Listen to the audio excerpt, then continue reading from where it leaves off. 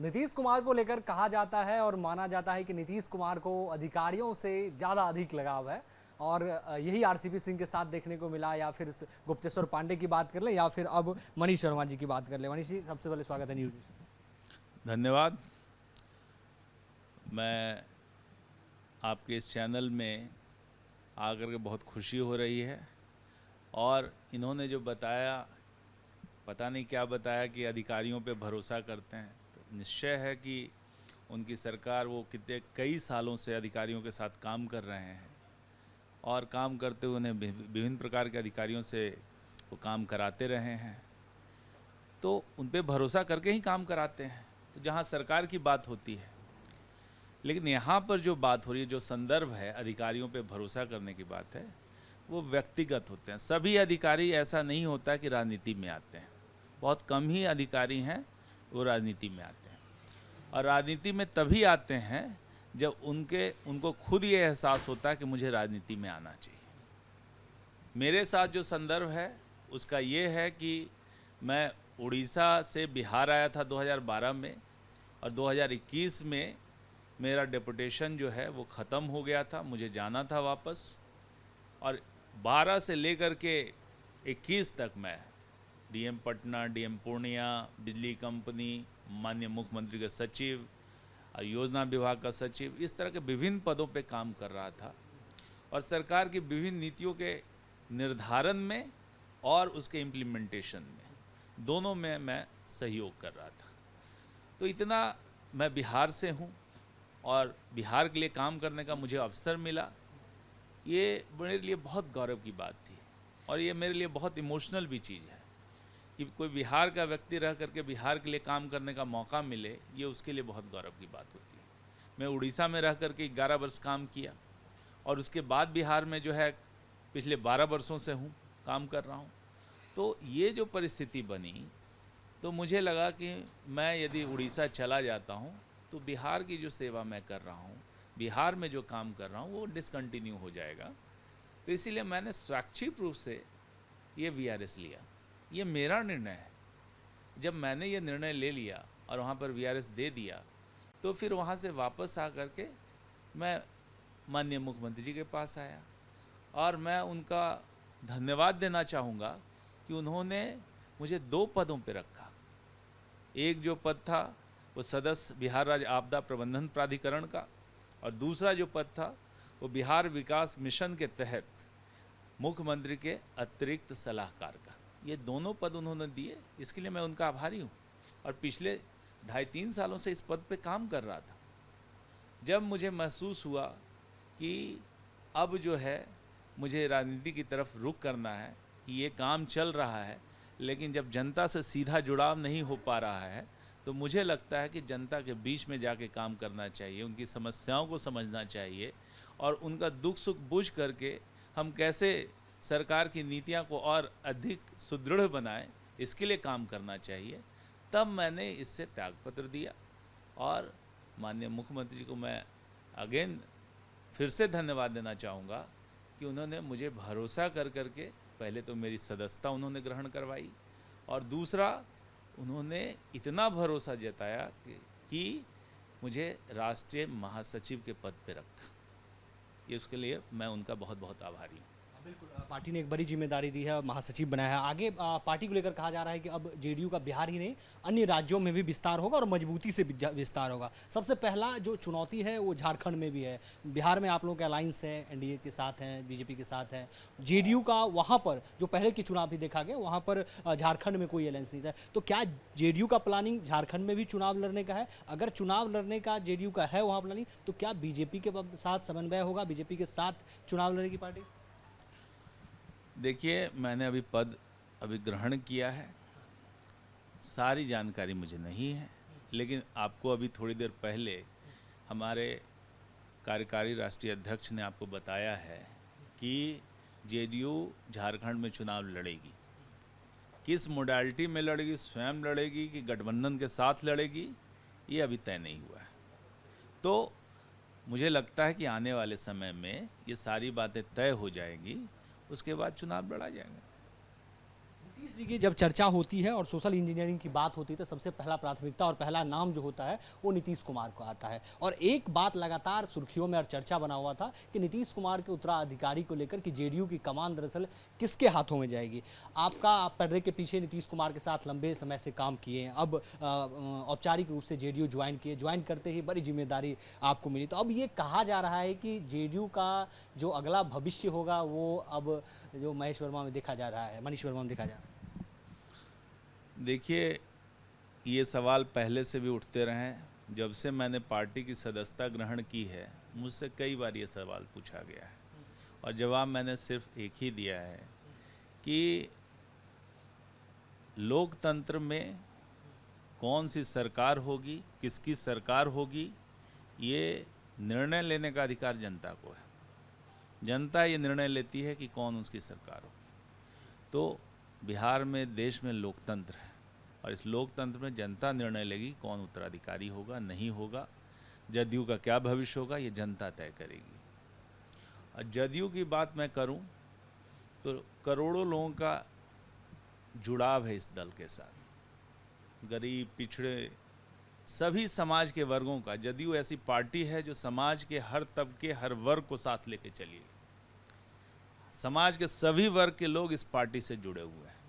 तो कैसे सभी वर्गों का हित हो, इसके लिए जदयू काम कर रही है और मुख्यमंत्री जी उस एस्पिरेशन को, बिहार के जनता के एस्पिरेशन को रिप्रेजेंट करते हैं और पिछले कई वर्षों से वो सरकार चला रहे हैं। और बिहार कहाँ पे था, बिहार को उन्होंने कहाँ पे ले आया, ये सब देखने और समझने की बात है। जब इतिहास बाद में जब कोई पीछे मुड़ के देखेगा तो समाज ये आकलन करेगा कि माननीय मुख्यमंत्री श्री नीतीश कुमार जी का क्या कंट्रीब्यूशन है। और इस बात पे समाज गर्व करेगा, बिहार गर्व करेगा, देश गर्व करेगा कि उन्होंने बिहार को क्या दिया है। नीतीश कुमार को लेकर कहा जाता है और माना जाता है कि नीतीश कुमार को अधिकारियों से ज़्यादा अधिक लगाव है और यही आरसीपी सिंह के साथ देखने को मिला, या फिर गुप्तेश्वर पांडे की बात कर लें या फिर अब मनीष शर्मा जी की बात कर लें। मनीष जी, सबसे पहले स्वागत है न्यूज़। धन्यवाद। मैं आपके इस चैनल में आकर के बहुत खुशी हो रही है और इन्होंने जो बताया, पता नहीं क्या बताया कि अधिकारियों पे भरोसा करते हैं, तो निश्चय है कि उनकी सरकार, वो कितने कई सालों से अधिकारियों के साथ काम कर रहे हैं और काम करते हुए उन्हें विभिन्न प्रकार के अधिकारियों से वो काम कराते रहे हैं, तो उन पे भरोसा करके ही काम कराते हैं। तो जहाँ सरकार की बात होती है, लेकिन यहाँ पर जो बात हो रही है, जो संदर्भ है अधिकारियों पे भरोसा करने की बात है, वो व्यक्तिगत होते हैं। सभी अधिकारी, ऐसा नहीं होता कि राजनीति में आते हैं, बहुत कम ही अधिकारी हैं वो राजनीति में आते हैं। और राजनीति में तभी आते हैं जब उनको खुद ये एहसास होता है कि मुझे राजनीति में आना चाहिए। मेरे साथ जो संदर्भ है उसका ये है कि मैं उड़ीसा से बिहार आया था 2012 में और 2021 में मेरा डेपुटेशन जो है वो ख़त्म हो गया था, मुझे जाना था वापस। और 12 से लेकर के 21 तक मैं डीएम पटना, डीएम पूर्णिया, बिजली कंपनी, माननीय मुख्यमंत्री के सचिव और योजना विभाग का सचिव, इस तरह के विभिन्न पदों पे काम कर रहा था और सरकार की विभिन्न नीतियों के निर्धारण में और उसके इम्प्लीमेंटेशन में, दोनों में मैं सहयोग कर रहा था। तो इतना मैं बिहार से हूँ और बिहार के लिए काम करने का मुझे अवसर मिला, ये मेरे लिए बहुत गौरव की बात थी और ये मेरे लिए बहुत इमोशनल भी चीज़ है कि कोई बिहार का व्यक्ति रह करके बिहार के लिए काम करने का मौका मिले, ये उसके लिए बहुत गौरव की बात होती है। मैं उड़ीसा में रह करके 11 वर्ष काम किया और उसके बाद बिहार में जो है पिछले 12 वर्षों से हूँ, काम कर रहा हूँ। तो ये जो परिस्थिति बनी तो मुझे लगा कि मैं यदि उड़ीसा चला जाता हूँ तो बिहार की जो सेवा मैं कर रहा हूँ, बिहार में जो काम कर रहा हूँ, वो डिसकंटिन्यू हो जाएगा। तो इसीलिए मैंने स्वैच्छिक रूप से ये वीआरएस लिया। ये मेरा निर्णय है। जब मैंने ये निर्णय ले लिया और वहाँ पर वीआरएस दे दिया तो फिर वहाँ से वापस आ कर के मैं माननीय मुख्यमंत्री जी के पास आया और मैं उनका धन्यवाद देना चाहूँगा कि उन्होंने मुझे 2 पदों पे रखा। एक जो पद था वो सदस्य बिहार राज्य आपदा प्रबंधन प्राधिकरण का और दूसरा जो पद था वो बिहार विकास मिशन के तहत मुख्यमंत्री के अतिरिक्त सलाहकार का, ये दोनों पद उन्होंने दिए, इसके लिए मैं उनका आभारी हूँ। और पिछले 2.5-3 सालों से इस पद पे काम कर रहा था। जब मुझे महसूस हुआ कि अब जो है मुझे राजनीति की तरफ रुख करना है, कि ये काम चल रहा है लेकिन जब जनता से सीधा जुड़ाव नहीं हो पा रहा है, तो मुझे लगता है कि जनता के बीच में जाके काम करना चाहिए, उनकी समस्याओं को समझना चाहिए और उनका दुख सुख बुझ करके हम कैसे सरकार की नीतियां को और अधिक सुदृढ़ बनाएं, इसके लिए काम करना चाहिए। तब मैंने इससे त्यागपत्र दिया और माननीय मुख्यमंत्री जी को मैं अगेन फिर से धन्यवाद देना चाहूँगा कि उन्होंने मुझे भरोसा कर करके पहले तो मेरी सदस्यता उन्होंने ग्रहण करवाई और दूसरा उन्होंने इतना भरोसा जताया कि मुझे राष्ट्रीय महासचिव के पद पे रखा। ये उसके लिए मैं उनका बहुत बहुत आभारी हूँ। बिल्कुल, पार्टी ने एक बड़ी जिम्मेदारी दी है, महासचिव बनाया है। आगे पार्टी को लेकर कहा जा रहा है कि अब जेडीयू का बिहार ही नहीं अन्य राज्यों में भी विस्तार होगा और मजबूती से विस्तार होगा। सबसे पहला जो चुनौती है वो झारखंड में भी है। बिहार में आप लोगों के अलायंस है, एनडीए के साथ हैं, बीजेपी के साथ है। जेडीयू का वहाँ पर जो पहले के चुनाव भी देखा गया, वहाँ पर झारखंड में कोई अलायंस नहीं था। तो क्या जेडीयू का प्लानिंग झारखंड में भी चुनाव लड़ने का है? अगर चुनाव लड़ने का जेडीयू का है वहाँ प्लानिंग, तो क्या बीजेपी के साथ समन्वय होगा, बीजेपी के साथ चुनाव लड़ेगी पार्टी? देखिए, मैंने अभी पद ग्रहण किया है, सारी जानकारी मुझे नहीं है, लेकिन आपको अभी थोड़ी देर पहले हमारे कार्यकारी राष्ट्रीय अध्यक्ष ने आपको बताया है कि जेडीयू झारखंड में चुनाव लड़ेगी। किस मोडालिटी में लड़ेगी, स्वयं लड़ेगी कि गठबंधन के साथ लड़ेगी, ये अभी तय नहीं हुआ है। तो मुझे लगता है कि आने वाले समय में ये सारी बातें तय हो जाएंगी, उसके बाद चुनाव लड़ा जाएगा। नीतीश जी की जब चर्चा होती है और सोशल इंजीनियरिंग की बात होती है तो सबसे पहला प्राथमिकता और पहला नाम जो होता है वो नीतीश कुमार को आता है। और एक बात लगातार सुर्खियों में और चर्चा बना हुआ था कि नीतीश कुमार के उत्तराधिकारी को लेकर कि जेडीयू की कमान दरअसल किसके हाथों में जाएगी।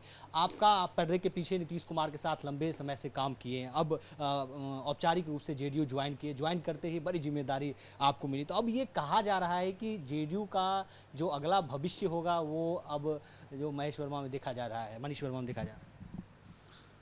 देखिए, ये सवाल पहले से भी उठते रहे हैं। जब से मैंने पार्टी की सदस्यता ग्रहण की है, मुझसे कई बार ये सवाल पूछा गया है और जवाब मैंने सिर्फ एक ही दिया है कि लोकतंत्र में कौन सी सरकार होगी, किसकी सरकार होगी, ये निर्णय लेने का अधिकार जनता को है। जनता ये निर्णय लेती है कि कौन उसकी सरकार होगी। तो बिहार में, देश में लोकतंत्र है और इस लोकतंत्र में जनता निर्णय लेगी कौन उत्तराधिकारी होगा, नहीं होगा। जदयू का क्या भविष्य होगा, ये जनता तय करेगी। और जदयू की बात मैं करूं तो करोड़ों लोगों का जुड़ाव है इस दल के साथ, गरीब, पिछड़े, सभी समाज के वर्गों का। जदयू ऐसी पार्टी है जो समाज के हर तबके, हर वर्ग को साथ लेके चली। समाज के सभी वर्ग के लोग इस पार्टी से जुड़े हुए हैं। तो कैसे सभी वर्गों का हित हो, इसके लिए जदयू काम कर रही है और मुख्यमंत्री जी उस एस्पिरेशन को, बिहार के जनता के एस्पिरेशन को रिप्रेजेंट करते हैं और पिछले कई वर्षों से वो सरकार चला रहे हैं। और बिहार कहाँ पे था, बिहार को उन्होंने कहाँ पे ले आया, ये सब देखने और समझने की बात है। जब इतिहास बाद में जब कोई पीछे मुड़ के देखेगा तो समाज ये आकलन करेगा कि माननीय मुख्यमंत्री श्री नीतीश कुमार जी का क्या कंट्रीब्यूशन है और इस बात पे समाज गर्व करेगा, बिहार गर्व करेगा, देश गर्व करेगा कि उन्होंने बिहार को क्या दिया है।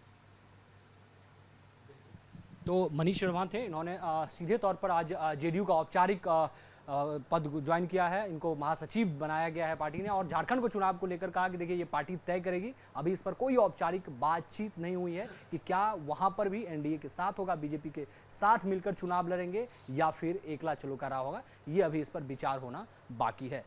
वीडियो जर्नलिस्ट विपिन के साथ अमित चौधरी, न्यूज नेशन, दिल्ली।